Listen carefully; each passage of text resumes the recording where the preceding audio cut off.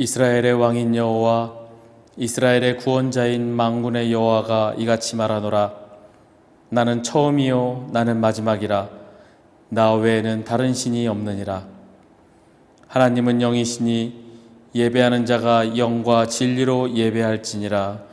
아멘. 만왕의 왕이 되시며 만주의 주가 되시는 거룩하신 하나님, 온 땅에 주님의 영광이 가득한 주님의 날에 베풀어 주실 은총을 사모하며 구원받은 성도들이 성전으로 올라왔습니다.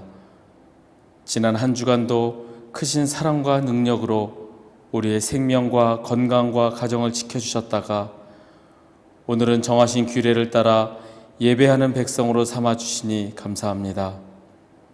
우리의 닫혀있는 눈을 열어주셔서 영광 중에 계신 주님을 뵙게 하시고 닫혀있는 귀를 열어주셔서 진리의 말씀을 들을 때 깨닫게 하여 주옵소서. 예배하는 저희의 마음을 활짝 열어주셔서 왕이신 주님과 더불어 신령한 교제를 나누는 복된 예배가 되게 하여 주옵소서. 예수님의 이름으로 기원하옵나이다. 아멘.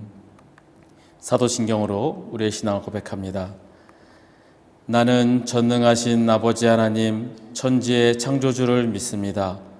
나는 그의 유일하신 아들 우리 주 예수 그리스도를 믿습니다.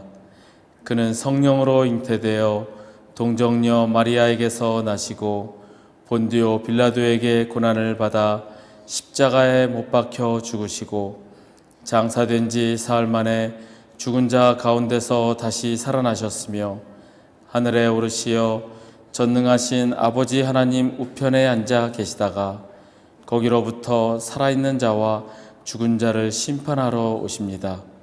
나는 성령을 믿으며 거룩한 공교회와 성도의 교제와 죄를 용서받는 것과 몸의 부활과 영생을 믿습니다. 아멘.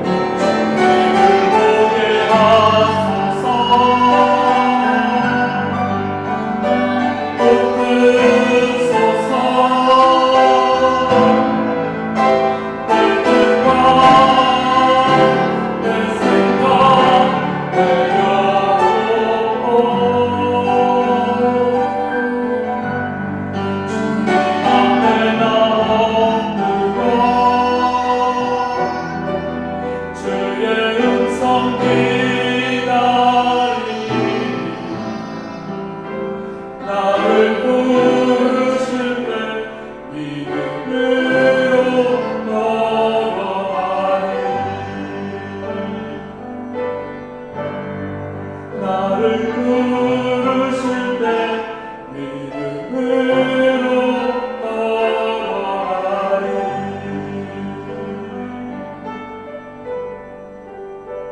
나를 부르실 때 믿음으로 걸어가리.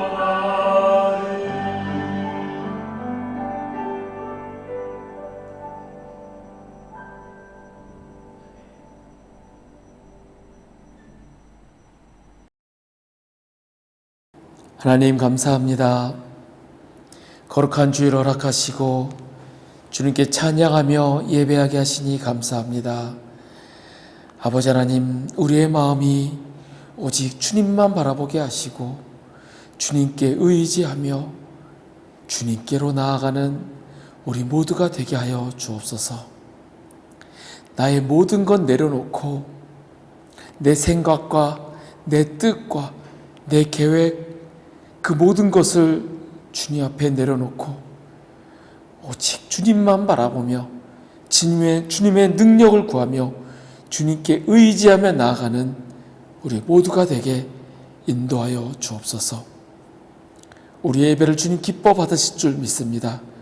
오직 주님만 영광 받아 주옵소서. 감사드리며 예수님의 이름으로 기도하옵나이다. 아멘. 오늘은 포기가 최선입니다 라는 제목으로 함께 말씀을 나누고자 합니다. 오늘 말씀은 마태복음 5장 3절의 말씀입니다. 제가 봉독하겠습니다. 심령이 가난한 자는 복이 있나니 천국이 그들의 것임이요. 아멘.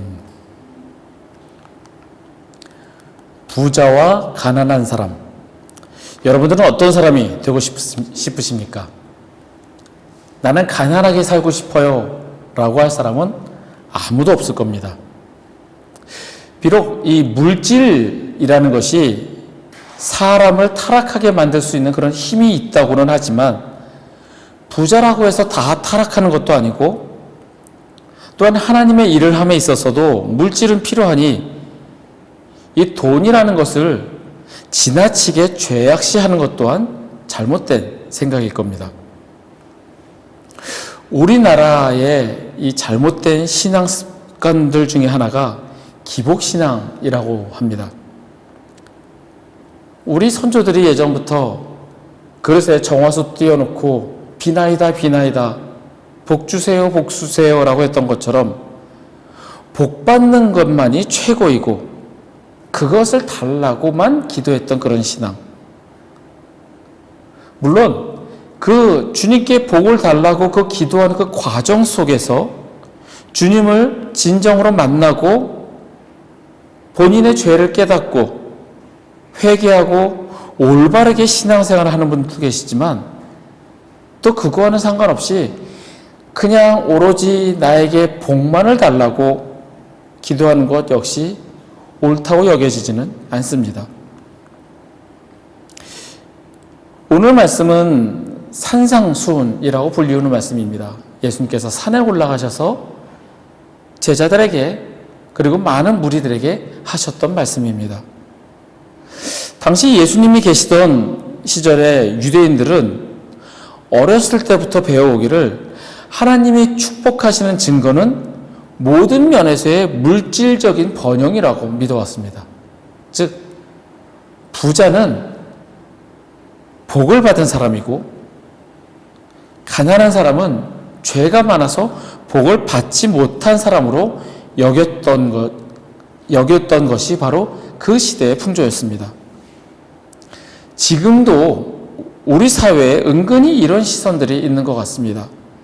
돈을 많이 벌거나 흔히 말하는 성공을 하였거나 이러한 사람들은 복을 받은 사람들이고, 꼭 기독교가 아니더라도, 근데 기독교 안에서도 그런 사람들은 하나님께 복을 받은 사람들이고, 물질적으로 부족하거나 혹은 공부를 잘 못하거나 그러면 하나님의 영광을 드러내지 못하고 남보다 못한 사람, 복받지 못한 사람으로 취급받는 것이 우리 사회의 그런 잘못된 시선인 것 같습니다. 그런데 예수님께서 그 당시의 세대, 지금에도 그러한 시선이 있는 그 시대의 사람들에게 말씀하실 때 아마 듣는 사람들은 심히 놀랐을 겁니다. 왜냐하면 당시 사람들에게 저주라고 여겨졌던 것들을 예수님께서는 복이라고 말씀하셨기 때문입니다. 가난한 자, 애통하는 자, 박해를 받는 자, 이런 사람들은 저주를 받은 사람이라고 여겼는데 예수님께서는 그들이 복이 있다라고 말씀하셨기 때문입니다. 우리가 저주받은 사람들이라고 여겼는데 그 사람들에게 복이 있다? 예수님의 말씀에 듣는 무리들은 놀랐을 겁니다. 오늘 말씀하시는 것처럼 예수님께서 심령이 가난한 사람에게는 복이 있다. 심령이 가난한 자는 과연 어떠한 사람일까? 어떠한 마음을 가진 사람일까? 왜 그들에게 복이 있는지 함께 말씀을 나누고자 합니다. 가난한 자에게 복이 있다. 이 가난함이 물질적인 가난함이 아니라는 것은 우리는 아마 알게 됩니다. 물질적으로 가난함을 의미한다면, 그런 사람에게 복이 있다면 우리 그리스도인은 모두 가난한 사람이 되어야 한다는 그런 논리가 성립이 됩니다. 또한 그 논리대로 따진다면 진정한 그리스도인은 가난하고 부자는 그리스도인이 아니며 그리스도인이라 하더라도 잘못된 옳지 않은 그리스도인이라는 그런 논리가 성립이 됩니다. 그리고 만약에 이 논리를 따진다면 부자와 가난한 사람을 구분할 때에 어떻게 기준을 둬야 될까요? 자산이 얼마인지, 얼마 이상은 부자, 얼마 이하는 가난한 사람, 이렇게 구분을 해야 될까요? 제가 요즘 한국의 돈 개념이 얼마인지 잘 모르겠지만 10억이라는 돈이면 어마어마한 돈인데 10억이라는 돈을 가진 사람은 부자이고 10억을 갖지 못한 사람은 가난한 사람이라고 한다면 9억 9,999만 9,990원을 가진 사람은 가난한 사람일까요? 이 기준이라는 것을 그렇게 두고 부자와 가난한 사람을 나눈다라는 그 자체가 맞지 않다라는 겁니다. 더군다나 예수님께서 말씀하시는 이 가난한 사람은 가난한 사람이긴 한데 심령이 가난한 사람입니다. 물질이 아닌 심령, 마음이 가난한 자에게 복이 있다라고 말씀을 하십니다. 그러면 이 마음이 가난한 자, 심령이 가난한 자는 어떠한 사람을 의미할까요? 이 말은 마음과 영혼이 가난해서 자기가 할 수 있는 것은 아무것도 없음을 인정하는 사람을 이야기합니다. 내 힘으로 아무것도 할 수 없음을 인정하기에, 그렇기 때문에 전적으로 하나님의 자비와 은혜에 의지하고 자기 자신을 하나님께 맡기는 사람을 심령이 가난한 사람이라고 예수님께서는 말씀하시는 겁니다.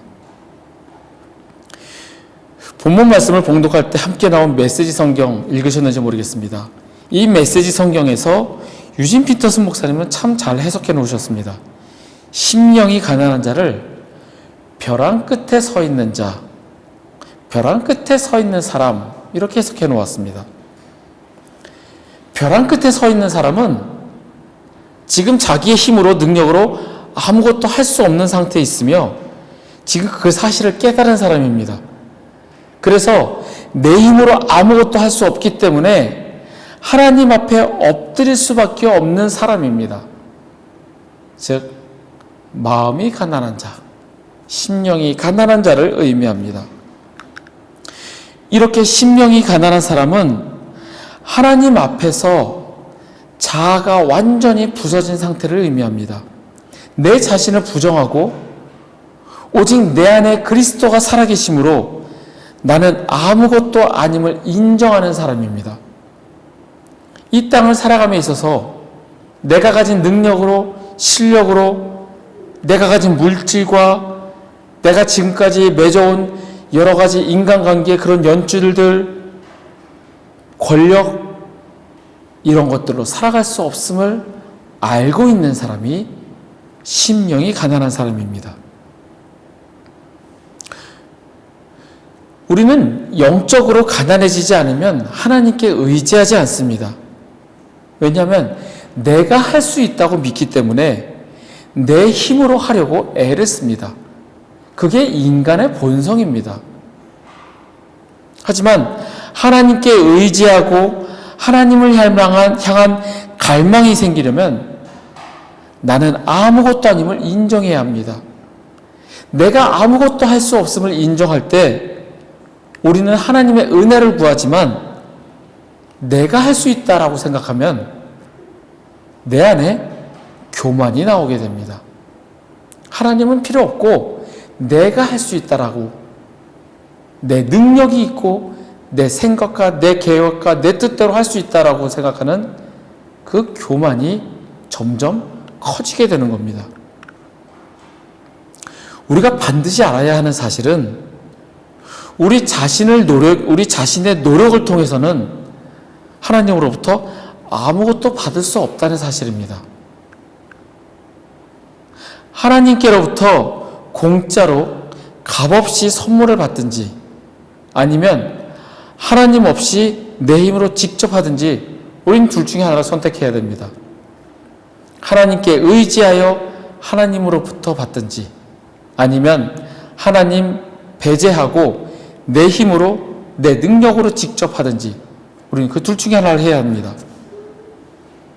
바울 사도는 이렇게 고백을 합니다. 로마서 3장 24절의 말씀입니다. 하나님의 은혜로 값없이 의롭다 하심을 얻은 자 되었느니라. 아멘.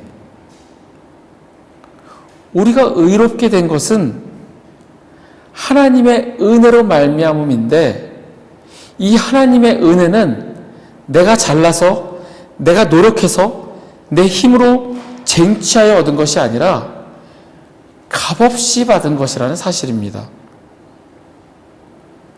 내가 노력해서 내가 선한 일 많이 하고 내가 성화되어서 그래서 하나님으로부터 받은 것이 아니라 값없이 하나님의 은혜로 우리는 의롭다 하심을 얻게 됐다는 겁니다. 하나님께서 우리에게 바라시는 것은 포기하고 하나님만 바라보고 하나님께만 전적으로 의지하는 우리의 심령입니다. 내가 어떻게든 해보려고 발버둥치고 내 힘으로 하려고 했을 때 물론 그것으로 될 수도 있겠지만 하나님의 도우심을 구하지 않고 어떻게든 내 힘으로 하려고 했을 때 하나님은 그저 지켜보실 수밖에 없습니다. 켈빈 밀러 목사님의 빈손 하나님의 계산법에서 이렇게 이야기를 합니다.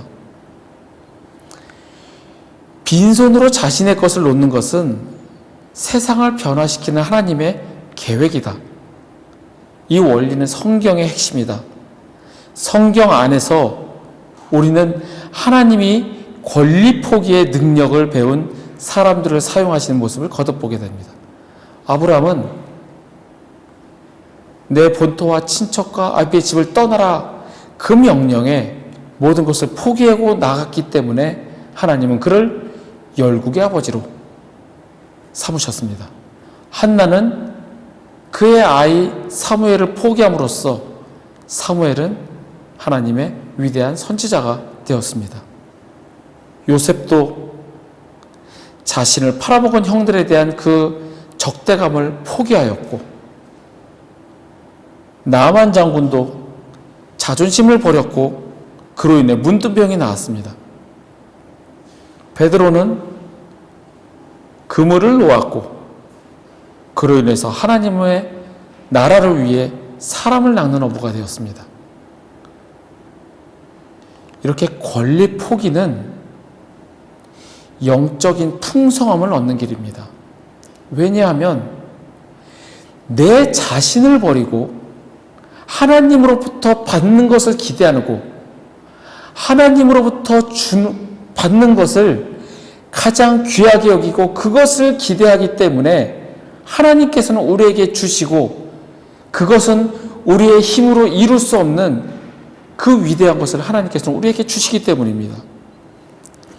우리가 포기하는 것이 그리고 포기하고 하나님을 바라고 하나님께만 의지하는 것이 바로 우리가 이 세상을 살아갈 수 있는 그 길이라는 겁니다. 포기하는 사람에게 복이 있습니다. 포기하는 사람에게 주님께서 손 내밀어 주십니다. 하나님의 은혜를 필요로 하는 자에게만 임하십니다. 모든 자에게 임하시지 않습니다. 모든 자에게 하나님의 은혜가 임한다면 이 세상 모든 사람은 구원을 받습니다. 하지만 하나님의 은혜는 그 은혜가 필요한 자에게만 임합니다. 스스로 할 수 있다 여기는 자에게 하나님은 은혜를 주시지 않습니다. 스스로 풍족하다 여기다 하나님께 구할 은혜가 없다라고 생각하는 사람에게 그 은혜 역시 주어지지 않고 그 은혜는 아무 소용이 없게 됩니다. 하나님 없이 내 힘으로 할 수 있고 내 능력으로 가능하다라고 생각하는 그 사람들을 위해서 하나님께서 하실 수 있는 일은 아무것도 없습니다. 포기하는 사람에게 하나님의 은혜가 임합니다. 지금 저의 모습을 바라보면 벼랑 끝에 서 있는 사람의 모습과 같습니다. 물론 제가 지금 정말 툭 건드려선 쓰러질 것 같은 그런 위태위태한 모습은 아니지만 지금까지 교회를 개척하고 걸어오면서 좌절되기도 하고 실망스럽기도 하고 이게 맞는 길일까 정말 많이도 생각했던 그런 모습입니다. 그런데 나를 포기하고 나를 버리려고 애써 보니 내 생각, 내 계획, 나의 비전 다 버리고 아무 생각 없이 그냥 가려고 하니 신기하게도 지금까지 버텨가면서 오게 되었습니다.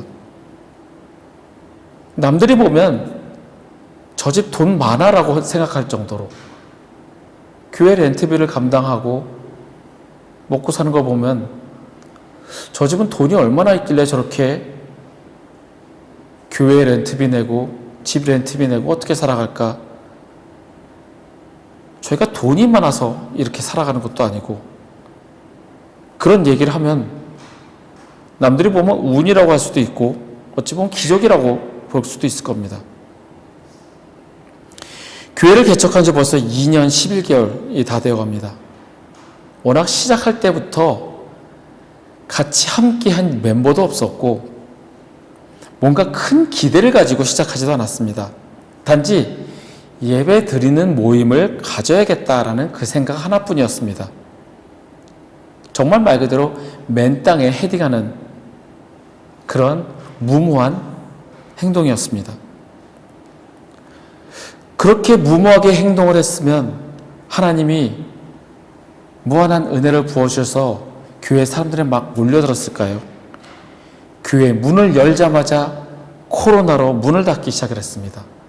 한인들은 코로나 때문에 절반 이상이 한국으로 돌아갔고 수시로 집안에만 갇혀야만 했던 그런 감옥 같은 생활이 시작되었습니다. 이곳에서 코로나를 경험해 보신 분들은 다들 느끼십니다. 창살 없는 감옥이었다라는 걸요.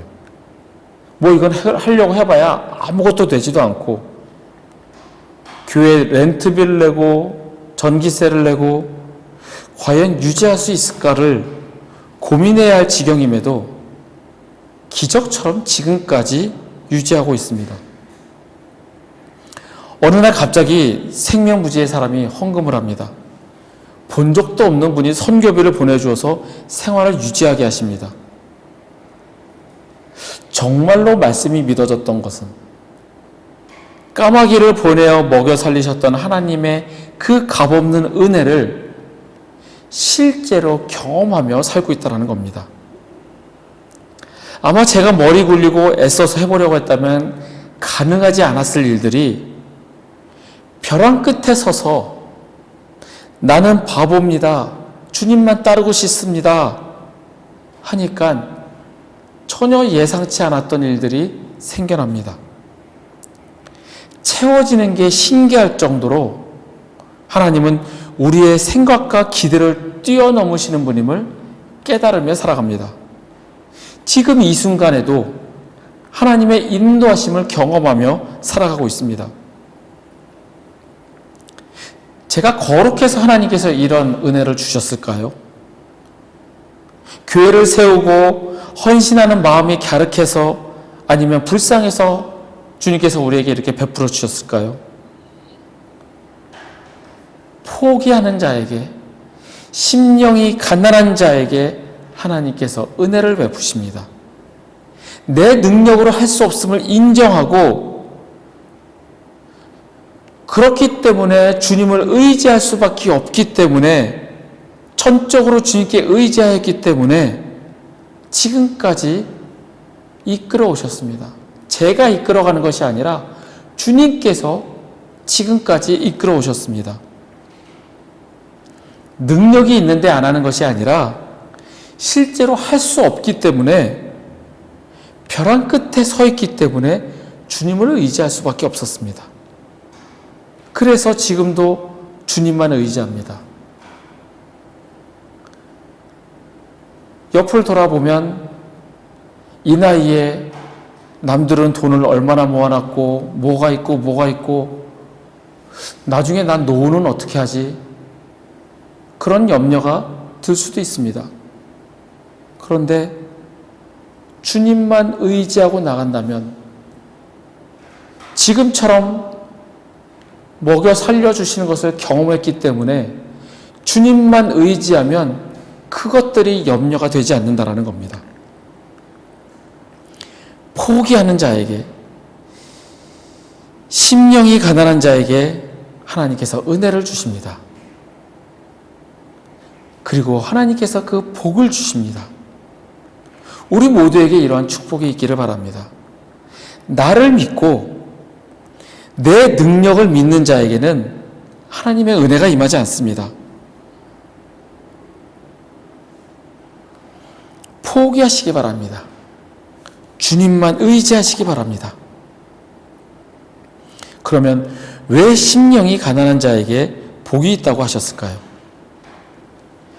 벼랑 끝을 경험한 자만이 진정으로 나에게는 오직 예수님이 필요합니다라고 고백할 수 있기 때문입니다.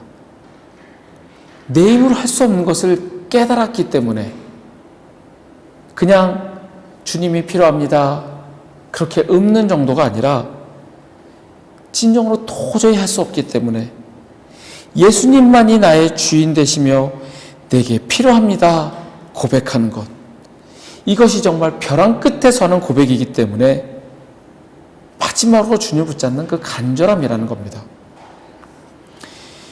예수님께서 심령이 가난한 자에게 복이 있다 말씀하시는 것은 우리 모두가 심령이 가난하게 되기를 바란다는 그 의미입니다. 내 힘으로 할 수 없으니 내게는 오직 주님만이 필요합니다. 주님만 의지하고 주님만 바라보겠습니다.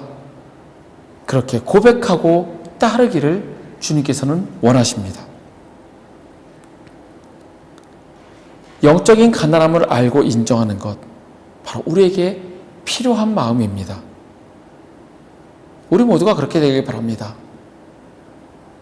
그런데 그렇게 할 때 우리 그리스도인이 경계해야 할 것들이 몇 가지 있습니다. 먼저는 우리의 마음을 지켜야 합니다. 하나님으로부터 멀어지지 않기 위해서 내 자신의 생각을 내려놓아야 합니다. 나를 내려놓지 않으면 주님으로부터 멀어지게 되어 있습니다. 내 힘으로 할 수 있기 때문에, 내가 계산 잘하고 내 능력으로 잘 운영해 나가면서 할 수 있기 때문에 주님은 점점 나에게서 멀어지게 됩니다. 주님과 멀어지게 되면 나는 주님이 필요 없게 되고, 그렇게 되면 결국에는 주님을 만났던 그 첫사랑, 주님을 섬겼던 그 시절, 그것은 다 이미 지나간 일이 되고 나는 주님으로부터 멀어져 있는, 주님의 은혜를 경험하지도 못하고 주님을 알지도 못하는 사람이 되어가는 겁니다. 하나님은 순종하지 않는 사람을 억지로 쓰시거나 강요하시지 않습니다.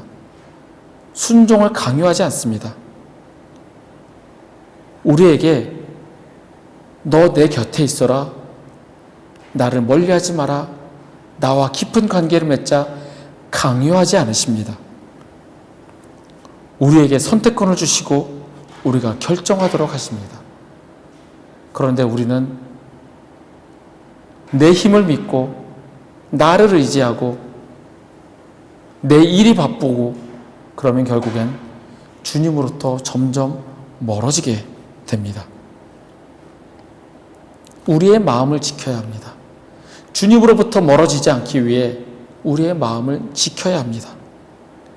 그리고 염려하지 말아야 됩니다. 하나님이 하시는데 염려할 이유가 없습니다.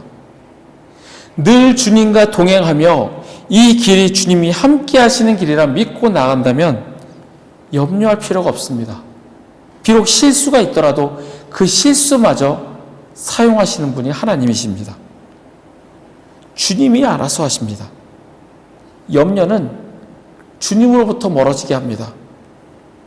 염려는 주님을 믿지 않는 것이며 주님을 의지하지 않을 때 그 염려가 생기게 됩니다. 결국 그 염려가 싹트게 되므로 내 힘으로 해보려고 애쓰게 됩니다. 우리 모두에게 가난한 심령이 있기를 원합니다. 우리의 마음을 지키고 염려하지 말고 나보다 나를 더 잘하시는 그 주님만 의지하고 믿고 나아가시는 저와 여러분이 되기를 원합니다. 마지막으로 말씀을 같이 한번 읽겠습니다. 벼랑 끝에 서 있는 우리에게 복이 있습니다. 우리가 작아질수록 하나님과 그분의 다스림은 커집니다. 이 예수님의 말씀을 내 마음 가운데 새기고 다 포기하고 내려놓고 오직 주님만 의지하시는 저와 여러분이 되기를 간절히 소망합니다. 함께 일어나 찬양하시겠습니다.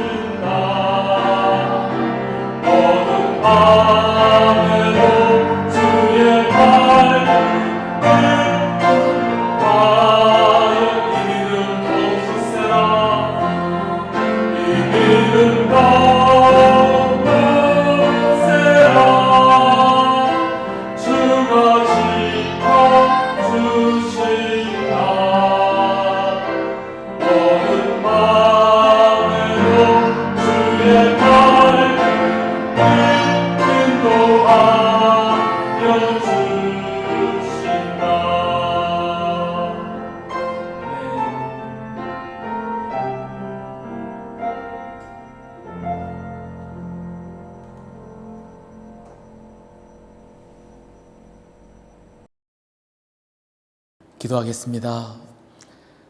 하나님, 우리의 힘으로 아무것도 할씀을 깨닫고 인정하기를 원합니다. 내 능력으로 할 수 없기에 주님만 의지하고 주님만 바라보며 나아가기를 원합니다. 주님,